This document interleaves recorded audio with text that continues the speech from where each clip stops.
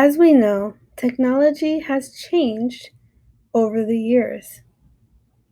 As the years go by, technology usage has increased.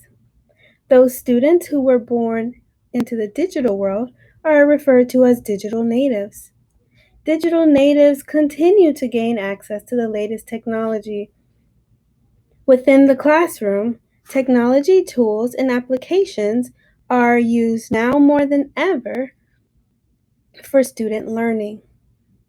Especially now that online learning has become more prevalent, it is important for educators to stay informed of the latest tools. One of these technology tools is Nearpod. Nearpod is a web based application that facilitates learning through the use of interactive lessons and activities. Nearpod is available to be used with all ages from early childhood to higher education. It is also available on multiple platforms and through the Apple Store, the Windows Store, Google Play Store, and even the Chrome Web Store, as well as the web. Through the use of this app, teachers are able to create interactive presentations to share with students' individual devices.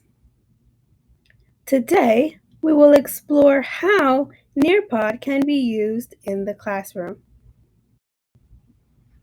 Here I will show you an example of one way that Nearpod can be used to promote teaching as well as learning.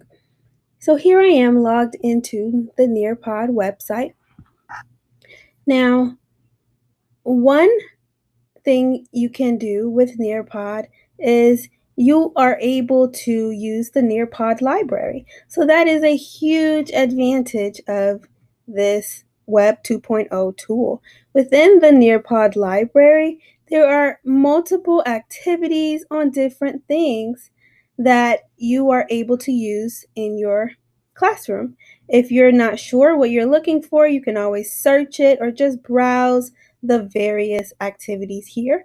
You're also able to filter it by subject as well as by grade. You can even select standards based on your state. So this is a great feature of Nearpod. So I will go back to the Nearpod, to my lessons on Nearpod, and several of the lessons I created myself, a couple I created myself, but there are some that I have used from the Nearpod library. For example, this one here on the parts of a plant. When you hover over it, it gives you the option to have students participate live, plus using Zoom. Also the option for just live participation, and then the option for student paced. Generally, as a virtual first grade teacher, I take the student paced approach. With the student paced approach, once you download the presentation and save it to your library, you are able to set a date based on when you want the assignment to expire, and then it will share a code with you. You are also able to share that code using email, social media, a link, embed it, Google Classroom, Remind, or Microsoft Teams. And generally, I post the link for my students as well as embed it into their Schoology assignment, which is their learning management system. And then I also post it into Microsoft Teams as well as posting the code, so they have multiple ways of accessing the assignment. One important piece of Nearpod is that as students engage, it allows you to view the progress of the lesson. It lets you see how far each individual student got in the lessons, how they completed the polls, the quizzes, and it allows you to analyze that data to help teachers monitor their instruction, monitor and adjust as needed. So I'll take us through a quick preview of this Nearpod lesson. And basically, in a Nearpod lesson, the slides are very interactive. You are able to upload PowerPoint presentations and put whatever you would like. You can also upload audio to the slides as well. So here's one feature of Nearpod that you're able to have students engage in open-ended questions. With as well as open-ended questions, there are polls. There's opportunity for collaboration to have students work together. Depending on what method you choose, students are able to respond here on a cork board.